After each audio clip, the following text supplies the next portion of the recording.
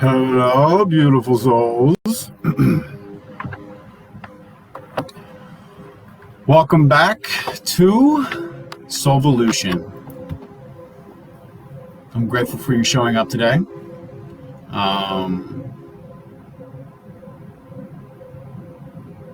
Let's see if we can get a couple people to come in first before we continue going on.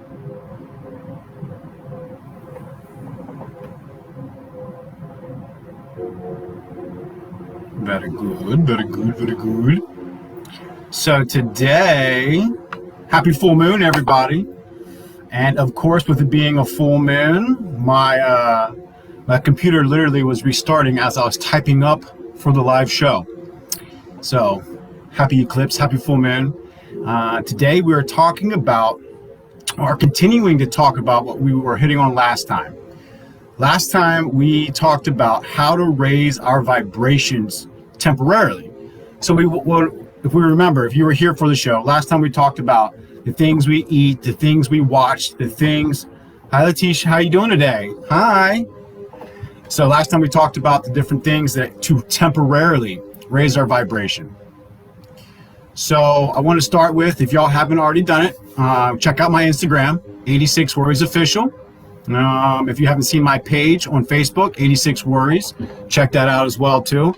And if you are wanting to win the chance of getting your human design report read, all you gotta do is step 1, follow and like, or follow 86 Worries on my Instagram. 2, follow 86 Worries on my Facebook page. And 3, share this video if we can. If we're able to do that, then I'd be drawing names tomorrow as to who's going to get the human design report read. And what I'm going to do instead of what I usually do is I'm going to Zoom call it, okay? I'm going to literally just do a one-on-one instead of me posting it on the site itself. What I mean by that is it'll be more personal. The Zoom call will be recorded, and it doesn't put all the information out in the world for everyone else to see. So if we follow those 3 steps, I can get your human design report read, chart done, the basics human design chart read done for you, following those 3 steps. I'd be more than happy to. I'm excited to give it a little good times. So last week we talked about temporary vibrations. Today I want to explain the difference between what a temporary vibration is and what is a habitual vibration. So what we want to first establish is a habitual vibration is your thermostat, what you normally live at, what we're raised in. So like think of it like money, or think of it like a thermostat in your house. When you set your thermostat at a certain temperature in your house, it stays at that temperature. When it goes down a little bit, it kicks on, and when it goes up a little bit, it kicks on. So your habitual vibrational state is very, very similar to that. So we can temporarily raise our vibrations and great things will be happening to us.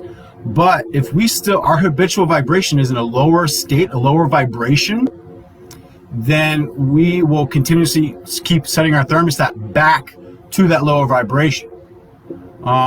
That's the difference in a temporary vibrational state is, doing the affirmations every day, journaling every day, singing those great songs that boost us, priming the pump is what Abraham Hicks says. However, that doesn't last. And so what we want to accomplish is raising our thermostat to a point of vibrational consciousness that stays at a higher state. Okay? What I mean by that is, first things first is we got to remove the baggage. So that's usually the biggest issue with our vibrations is the baggage that's keeping us in place. So I love the law of attraction, don't get me wrong, but the main focus, the main issue is your vibrational state and where you are and how you see life. So you can do the law of attraction all you want, but it's not going to succeed until you really look at what your vibrational state is at. And there's lots of different charts out there. There's lots of different ways of really looking into what your habitual vibration is. However, to raise that up, we have to now do work. We have to go into the shadow work. So, like I was saying, in order to raise our vibration, we have to know our lowest vibrations. We have to become besties with our lower vibrations. Okay, I have my notes here, so if I look off to the side, it's just because I'm looking at keeping myself focused. I have an issue of going off on tangents. So let's begin. What is the shadow self? The shadow self is basically, look at it like this. Every child born is born with these basic things. It knows kindness, it knows love, it knows serenity, it knows peace. However, as a child, we also know greed. We also know what anger is intuitively. We also know selfishness, because as a child, we're just selfish creatures. And that's okay. It's accepted for a while. But as we grow up, we are taught that only the good is good and that we shouldn't act out in the bad, aka the shadow self. So over a period of time, this creature, over the years, we begin to pretend that the shadow self doesn't exist. We begin to pretend that these parts of us are not real. So we abandon them and we leave them out, and we ignore the lust, the greed, the selfishness, the addictions. We ignore all that. And that's how, over a long period of time, our shadow self begins to be born. Also, different things such as traumas. You can call them traumas all you want, or stories, your story of what happened over the years. Those different instances that have happened over the years have created this shadow self. So let's do a little story time, okay? So in my marriage, my divorce, my marriage that I was in, as it was ending, I was always constantly blaming her as being the narcissist.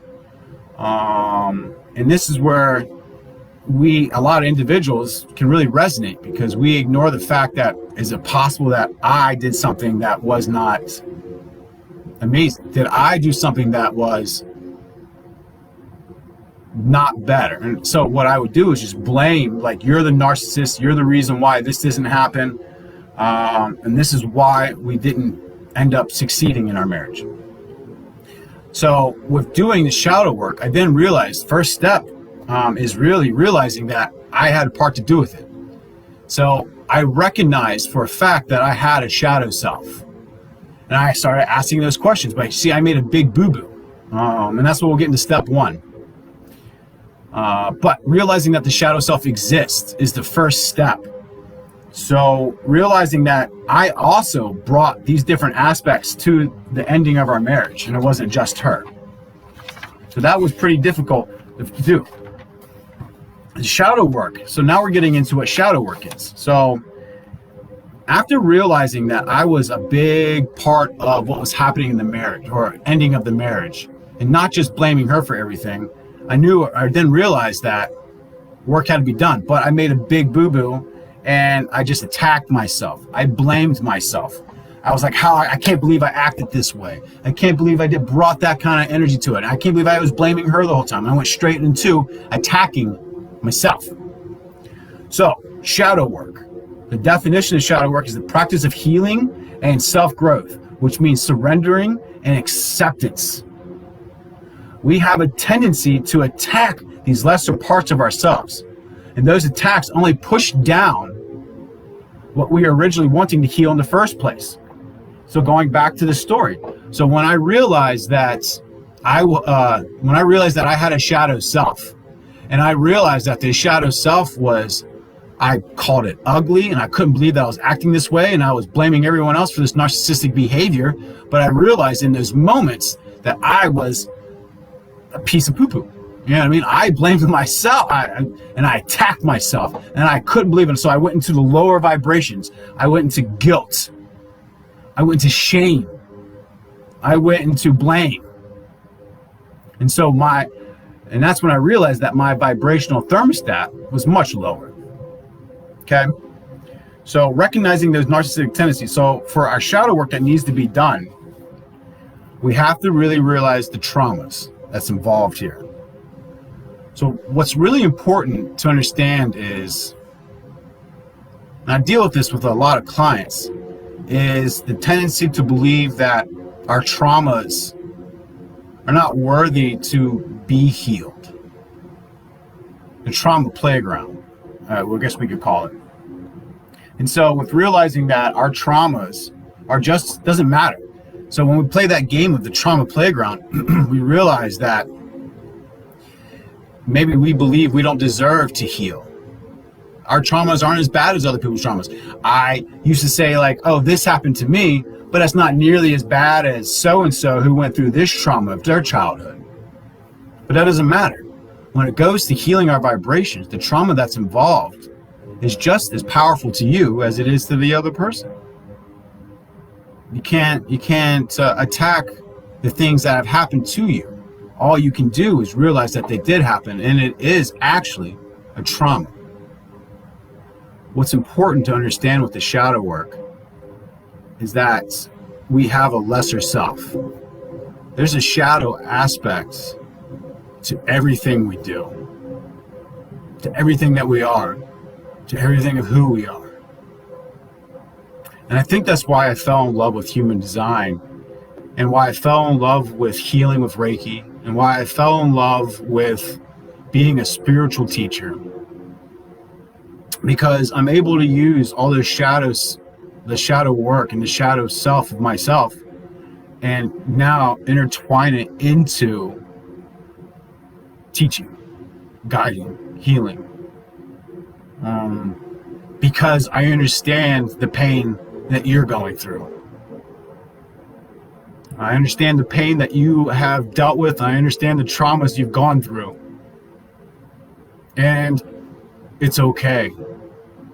Your shadow self is just as beautiful as your conscious self. And that's why today we're going to talk about how to do shadow work properly and how to love yourself fully. Because until we do the shadow work, we will never truly love ourselves completely. Not wholly, not whole. And we can temporarily raise our vibrations all the time. But until we raise our habitual thermostat, we will never fully understand the capacity of how powerful we really, really are. And we'll only keep giving our power away to others until so. So, step one of shadow work. Observe your childhood. Now, this is tricky business, observing your childhood. Nobody really wants to dig into the fact that people wronged them as a child. A lot of people ignore it. A lot of people say that they're doing the best that they can. And that's true. People always are. What I teach with NLP as a coach is everybody has the chance to do better, to be better. Everybody has an opportunity to learn how to do more. However, not everybody has the capacity to see it until they raise their vibrations. So, step one of our shadow work is observe our childhood. Ask yourself, am I a victim of my trauma? Ask yourself, ask your subconscious. What traumas do I believe am I a victim to? And your subconscious will go to work into that. It's a little story time for me personally. When I was younger, I got asked to write a thing for a class. And as I wrote it, afterwards, the teacher went over it and I was made fun of by the teacher by misspelling a word. Now, once again, most teachers are supposed to be emotionally empathic along those ways and share, but not everyone is like that. So for the longest time, I believed that I was not smart. And I believed for the longest time that if I put in less of an effort, then I wouldn't be picked on. I wouldn't be chosen again. If I just continued to do the least amount possible, I wouldn't be asked to go and to explain myself. If I did the least amount of possible, I wouldn't be called upon again and be embarrassed in front of the classroom. It is a lot of work to do. The question though is, Letitia, is it worth it? Is it worth getting in touch with ourself fully, the shadow and the conscious, all combined as one, to raise ourselves to constantly be in a vibrational state of love and peace and serenity? So once I realized that childhood moment was holding me back from wanting to continue to do better in school, I then could release that. I did the shadow work and could release it. And this was just, I carried that wound of childhood for almost a decade, excuse my language, for almost a decade. Almost a decade I believed I was not smart enough. Oh yeah, of course it is, Letitia, but it is a lot of work. So observing our childhood is the first step. When we observe our childhood, we're able to look at those instances that created those traumas. The abuse, the childhood bullies. And we can begin doing the work and realizing that that's who I was at that time, and that's not who I am now. So the only way we can really raise our vibrational state is to let go. And the only way we can let go is if we do the shadow work involved. So step 1, observe the childhood. Step 2, become aware of our shadow self. Ask ourselves the question, what am I addicted to? What is the most toxic trait that I carry? What are my delusions? Ask yourself those questions. What are my delusions? What am I delusional about in my life? What am I ignoring about myself?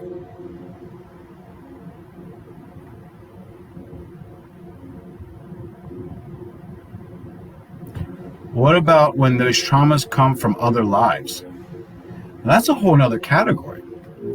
So what is really cool with that, Letitia, is tomorrow I have a hypnosis session, opening up the third eye, going into it. Then I have a second hypnosis session like a week later on past lives. So I've actually done my own past life regressions, Letitia. And with that being said, it is a real thing. A little story time for everybody. And this is a raising a vibrational state. Thank you so much for bringing that up, Letitia, because I didn't even put that into my notes today. So becoming aware of our shadow self. The shadow self can also be contained from past lives coming into this life. So story time. I used to be a person that attacked individuals who committed suicide. I didn't attack them like physically, but like I would say stuff like, oh, I can't believe that person committed suicide. That's weakness, blah, blah, blah, blah, blah. And I believed that my whole life. Like for no apparent reason. I just had this strong feeling towards it. Now, past life regression time. Went back, it was like at least 1800s, at least. And in these 1800s, pretty hard life. Just a normal dude. Just a regular old guy, shoe person, I repaired shoes.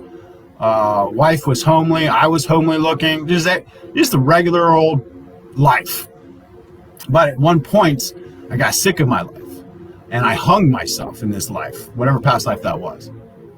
And in that life, after I hung myself, I came out of this regression just tears flowing. And I realized that I've been holding on to the shame of suicide for all these lifetimes and lifetimes and lifetimes. So thank you for bringing it up, Letitia. There is a strong possibility that our shadow self carries over from past life to life to life. And it's recognizing that shadow self. So step 2, becoming aware of our shadow self. Not just this life, but our past lives.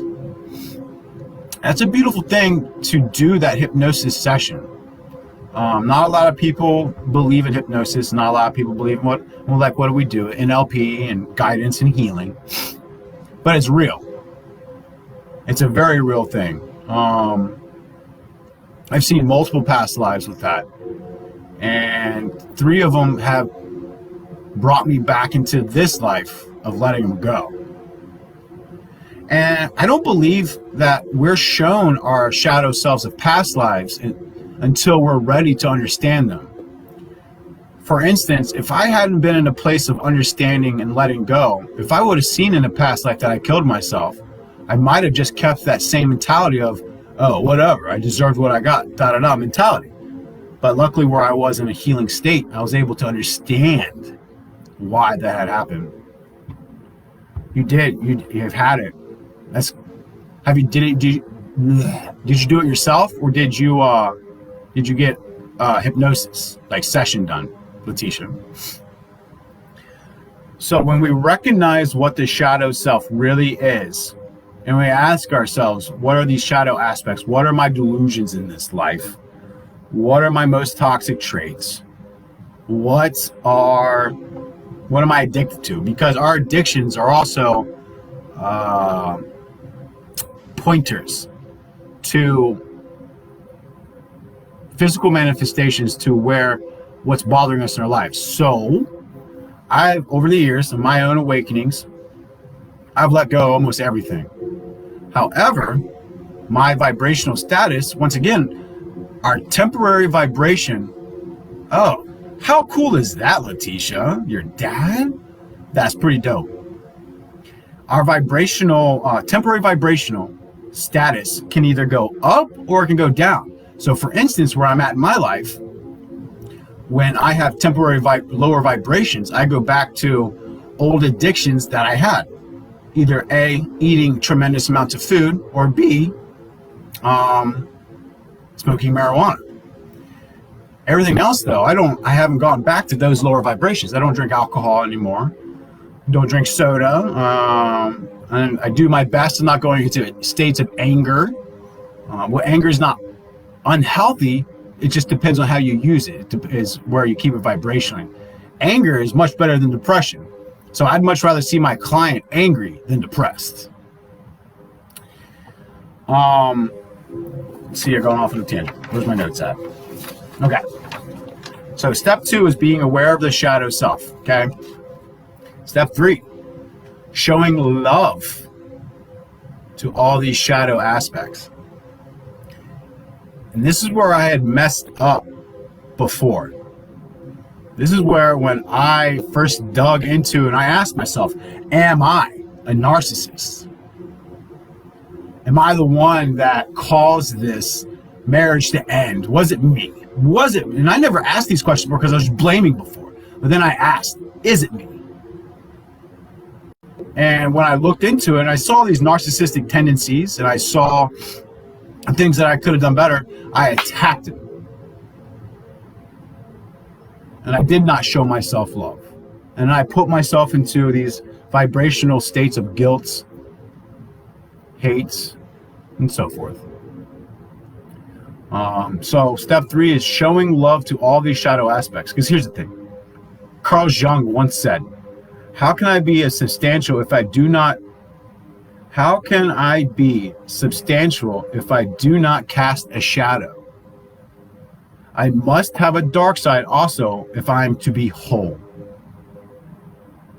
And that's what it boils down to, is realizing that these traumas are not you.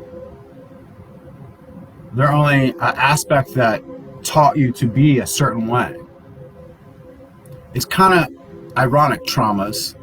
They make us, but they also don't define us. So all the traumas that I've experienced in my own personal life have taught me and molded me to be where I am to this day, to teach spiritualness, to channel Reiki, to understand what Reiki is in the first place, the unconditional love of Reiki. NLP, the neuro-linguistic reprogramming of the mind and emotions of the body. I wouldn't have understood these things until I went through these traumas. So traumas is a crazy game. Your traumas mold you, but they don't define you. So when we believe and we see that our shadow self, well, everyone thinks that the shadow self is, whoa, shadow self. I don't think so. Like, I'm not gonna get into the shadow self because those traumas, that shit's scary. I don't want to deal with those traumas. I'm too scared to deal with that. However, if we show love to the shadow, show love to these traumas, and truly allow ourselves to become a whole, then we're able to begin the process of raising our habitual vibration higher and higher. Because now we're doing the work. Now we're looking at these aspects that we believe are lesser than ourselves. Because you've been taught that these other shadow sides of you are less than who you really are, when in fact, they're all of who you are. So step 3 is show love to all our shadow aspects. Step 4 is observe without judgment the triggers and patterns. So what we mean here is when we start paying attention to our triggers, a trigger is something that sets you off. So either someone talking to you, either a circumstantial event that's happening, or something that has gone awry that has triggered you to act a certain way. When we pay attention to these triggers without judgment, we can then stop in a conscious moment and look to where that trigger leads to. Because us acting out is only a superficial manifestation of what is really happening inside. Does that make sense? It's only a superficial event, manifestation that is happening, that is producing us a certain addiction, a certain way we act, that is from within. So our triggers and our patterns, and what a pattern is a certain lifestyle, a certain way that we continue to create our life around us. For instance, for the longest time, I would work jobs and then I would do no-call, no-shows. I would just quit. And I kept doing this same pattern. I'd build it up, and then I'd start all over again. I'd build it up, and then I start all over again. Continuing that pattern of pain. Continuing that pattern of, but I wasn't consciously paying attention to these patterns. I was only just going along with it, assuming and believing that's what this was. This is who I am. This is the life that I live. Not showing them love and not looking to see what the patterns were from underneath. I was raised the way where we moved around a lot. God bless my parents. We bought, she loves working on houses. This is what my mom loves to do. Buying houses, working on them, selling. For a little while, we stayed in one place for the longest time, but then moved again. It's how we were raised a little bit. So having that, and that carries over into a pattern set. But showing that love, I then found out that I truly, deeply inside want to stay in one place. I want to live in one place, and I want to grow in one house, and that life, which is the opposite of that. However, because I wasn't paying conscious attention to it, and because I had no idea at that time in my life about habitual vibrational states, I had no idea about that. I would then just ignore it. I wouldn't show it love. I would blame everybody else for that shit. I'd blame everybody else, and I wouldn't take responsibility. Now I wouldn't show it love. So today in my life, going back to that same story, going through the divorce that happening, and even though it was painful and it was hard, she did the best she could. I was doing the best I could. And then when I show our shadow selves those love, we're able to let it go. I'm able to move forward. So until we do that, we're not able to let go. And that's step 5, is making peace with the shadow.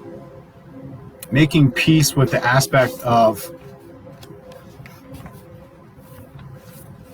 the fact that we even have a lesser self. And this is where human design comes into. By the way, if you haven't done your human design report, you really want to know more about your human design, follow those 3 steps that I put into the thing, and I will personally do a one-on-one Zoom call with you, follow me on Instagram. Because here's the thing, we can take a lot easier stance on finding out about our shadow selves by doing our human design. When we do our human design, we're able to see what aspects, what channels are open, what our energy types are, what chakras that we have open. And when we look into our human design report, we then can see the shadow aspects of who we are designed. I was just speaking to a wonderful client earlier today, beautiful soul, and going into saying how they have to have routine in their life. And when they don't live in routine, that their life is just a mess. Without a doubt. And so in my human design, I'm the opposite way. Routine, I try so hard. I don't try, but when I do routines, it doesn't stick around because I am not meant for routines. I'm not designed that way. So a shadow side of myself would be to recognize, to not force myself to be routine, to allow myself, but to also work on the fact that I know this, so I have to, I don't have to anything, but I want to start planning a little bit more, and maybe have a couple routines that can exist in my life. Working on that shadow self of mine. My one gate is open, and it's a fear of not being able to let go of certain scenarios.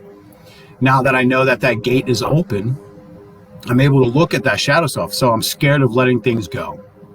Well, understanding that my human design, I'm able to recognize being afraid to let it go. So asking myself the question, what am I afraid to let go in my life? What am I afraid to, routines are difficult to follow. Yes, because in your design, you're not supposed to have routines as well. You're supposed to be like the breeze as well. Most definitely. And that's what I call it. I call it the breeze. I'm more like a breeze than anything else. But understanding that, we know that routine does help. And so there are certain things that I do routinely do. I do meditation at least once a day. That's routine. I do my self-Reiki every day. I usually after my morning. Oh, and I love it too, Letitia. Don't get me wrong. I absolutely love the fact that I'm like the breeze.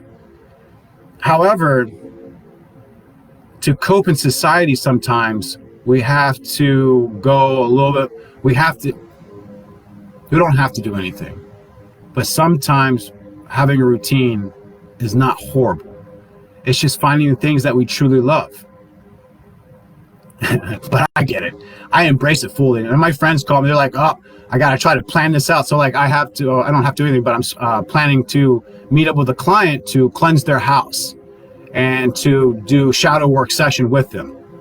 And by the way, if anybody wants to get their shadow work sessions done or wants to go into the avenue of what shadow work is, your shadow self, I'm all about it. I've worked with multiple clients. This is what I do. I absolutely love it. What I do is I go a little differently though. I use NLP and I use human design. And when doing human design and NLP, I'm able to go and reframe thoughts, find what's going on, and we can go from there. So if you're ever interested, hit me up on my Instagram or my Messenger. All of my information is there. I have my email also is at my website is 86worries.com. It's a cool website. I've been working on it. I built it up here and there. So with human design, with our shadows, when we look at our specific gates that are open, so like Letitia, your gate 47 was open, if I'm correct. And with that gate, it's about the fears of different thoughts that we have. So realizing that those thoughts probably aren't real. You know what I mean? I'm not trying to just pick on you. I just saw that you're here. So the shadow work that would be involved with that is really starting to understand that those thoughts that you have, are they habitual? Are they taught, or those thoughts that were taught to you? And when we understand that these thoughts are taught to us, we can then ask ourselves, is this really what I'm thinking? You know what I mean? So the shadow work that would be involved there is, one, showing love to it. Step one, recognizing it. Step two is understanding it. Three, showing love to it. So showing love to the fact that you know that you have thoughts that lead you to directions that keep setting our patterns up that mess us up.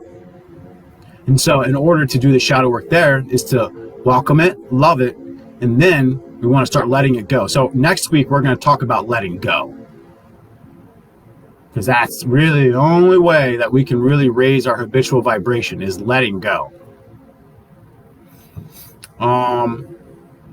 What's cool about today, specifically today, is the full moon. So with it being a full moon, we're able to do massive shadow work. We really are. New moons, any celestial process, and with Mercury being retrograde, we are able to really see what triggers and patterns are being repeated in our life. Absolutely helpful. When we have these patterns and we can show love to these patterns and show love to these perspectives and show love to these triggers, we can then go the process of beginning to let them go. So that's what's so beautiful about the full moon. However, I do warn you, because it's an eclipse, not to charge your stones. Do not make any moon water. You don't want to drink eclipse water. Trust me. Not a good idea. And with everything being just all turmoil and all retrograde and everything like that, I just wouldn't really mess with it. However, with today, these questions I would ask. If you really want to move forward, vibrationally speaking, you really want to let go of those old vibrations and you want to raise yours up, we have to ask ourselves these questions. We have to look at these triggers. We have to look at these patterns. Or we're going to keep going down to a lower vibration. Are you tired of living in a lower vibration? We do the work and we raise our vibration. That's amazing. It doesn't stay. Does it? Let me know. Tell me. Hashtag live, hashtag replay. Let me know. Let me know if your habitual vibration either stays higher or does it continuously keep going back down or back up? Are you someone who usually stays in a higher vibration? Or do you go back down? Or are you someone who has a lower vibration that temporarily brings it up, but you go back down again? So it's knowing the difference between our habitual and our temporary vibrations. But things that we can ask is using the subconscious mind, specific questions. So a specific question that we can ask our subconscious mind, because the subconscious is going to go to work right away. The moment that we use our subconscious mind, it's the greatest tool because it doesn't stop working. So we have to specifically word our questions very powerfully. So the question we want to ask ourselves to use our subconscious would be,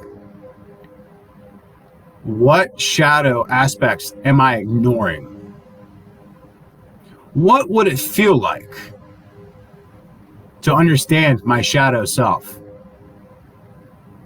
How would I go about understanding my shadow self? So why I'm wording these questions just the way I am is we're taking advantage of the subconscious mind. The subconscious mind has to be talked to specifically. Specifically, we have to be very unique with wording our questions. How would it feel like to heal traumatic wounds? What would I look like after healing my traumatic wounds? How would I speak to others when I integrate myself with my shadow self? And now, the unconscious mind is just going to go to work. The subconscious mind, excuse me. The subconscious mind is going to go to work, and it's not going to stop until it finds out these answers.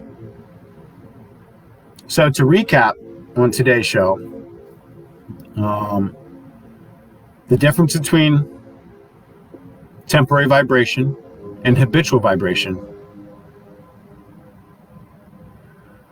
So Letitia asked, you mean to ask these questions during a hypnotic session? No. Literally, well, I wouldn't say hypnotic per se, but almost in a meditative place. So I strongly suggest to take some breaths, get yourself into a calm, peaceful place. And yes, ask ourselves those questions. Yes. And because we want you can use a hypnotic session, that's fine. But these questions we're asking ourselves. We want to know. And so the subconscious mind, when we ask these questions specifically, then word them just that way, the subconscious mind goes to work because it wants to know just as bad as you want to know.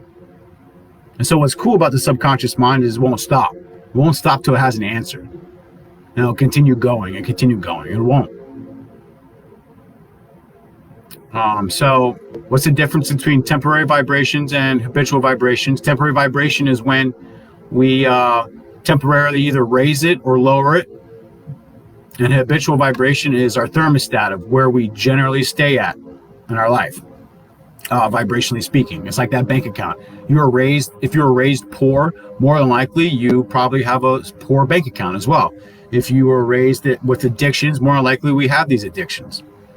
It's what our habitual vibration is. So how do we raise our habitual vibration is what we want to do. Well, recapping is going in and doing shadow work. Shadow work is, what shadow self is our lesser self. It's the darker side of who we pretend not to be. We ignore the greed. We ignore the selfishness. We ignore it. We pretend it's not there. That's the shadow self. Shadow work is digging into those. Going into those lower vibrations. So the thing about the law of attraction is it says to continuously keep affirming, keep blowing up that balloon of hot air, or keep filling that car of gas so it just vrooms off, and keeps driving. But to really attract what you want in your life, you have to get rid of the baggage. And your shadow work is the baggage. Those traumas are your baggage. You're not going to attract anything that you want really until you start letting go of the wounds. Start healing the wounds, letting go of the shit that's just been weighing you down. And that's what the shadow work's all about. Integrating ourselves into that. And then falling in love with who this shadow person is. Because believe it or not, the shadow self has a lot to offer in our life. It's a very powerful thing to be whole and complete. It really is. It's something to behold. So going into that, then falling in love with the shadow self itself. And then step 3, show the love to the shadow aspects. 4, observe without judgment in the triggers and the patterns. When we look at the triggers and look at the patterns, and we're able to see what aspects that we can begin working on, because we don't want to repeat those patterns. We don't want to repeat those aspects, those triggers in our life. So yeah. So to use our subconscious specifically, I can put them into the comments below. So here's a question that we can ask ourselves. What would wait a second. How would it feel to heal my traumatic wounds? So we asked this question specifically.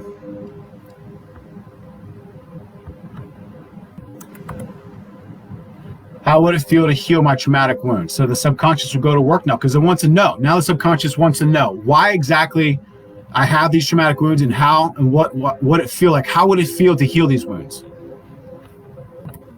What would I look like after integrating my shadow self with my conscious self. This question specifically, what would I look like after integrating my shadow self with my conscious self? That's the question specifically. How we word these questions. So what would be another way we can get shadow work done? By using our subconscious mind. What tools would I have to use? There we go. What tools do I need to heal and grow with my shadow self? So now we're asking our subconscious mind, what tools do I need to heal and grow with my shadow self? Now the subconscious mind has everything it needs. Those three questions alone. How would it feel to heal my traumatic wounds? What would I look like after integrating my shadow self with my conscious self? And what tools do I need to heal and grow with my shadow self? Just asking those questions alone, the subconscious mind is going to go to work, and we're going to find out.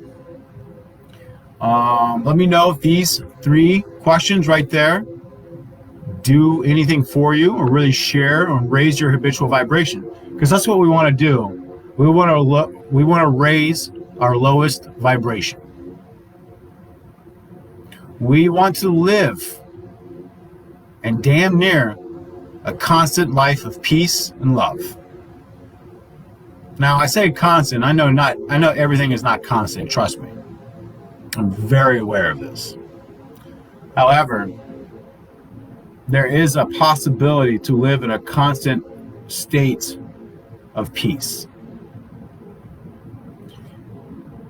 And with that, that means your habitual vibrations have been raised. And that's a hallelujah right there. I'm not a religious man by using the word hallelujah, but still, that is something to be amazing. If you have any questions whatsoever about your shadow work, let me know. You can reach me at my Instagram at 86 Worries Official, my own page, Donald Groves III, or my other page, 86 Worries. My email is coach@86worries.com, and my phone number is 843-614-0991. If you have any questions about doing your own shadow work, what it is involved to raise our habitual vibrations, to get into a state to where we are in love with who we are as a whole.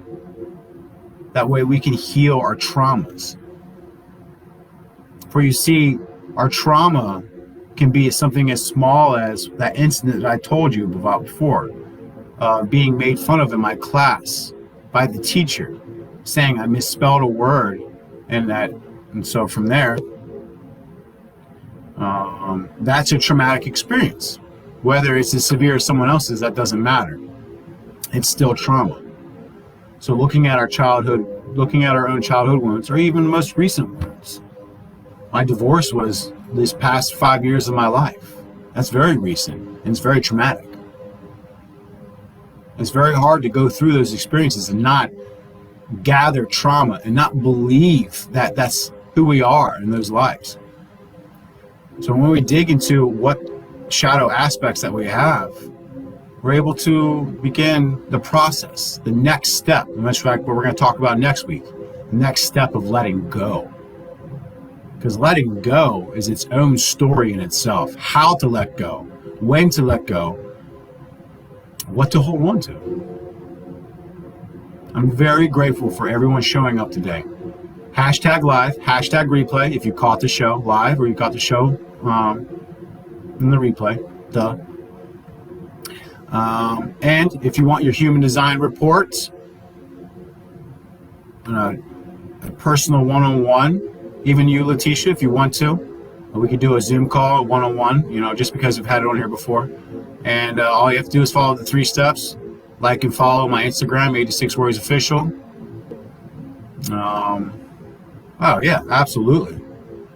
Like and follow 86 Worries Official. Like and follow 86 Worries page that I have on my Facebook. And share the video if we're able to share it. Thank you so much for showing up today. I'm so grateful. And I want you to remember that you are perfectly right where you are in your life, because everything that's happened has brought you to right where you are. So all I ask of you is do your best and 86 the rest. Namaste. Happy full moon. Be safe.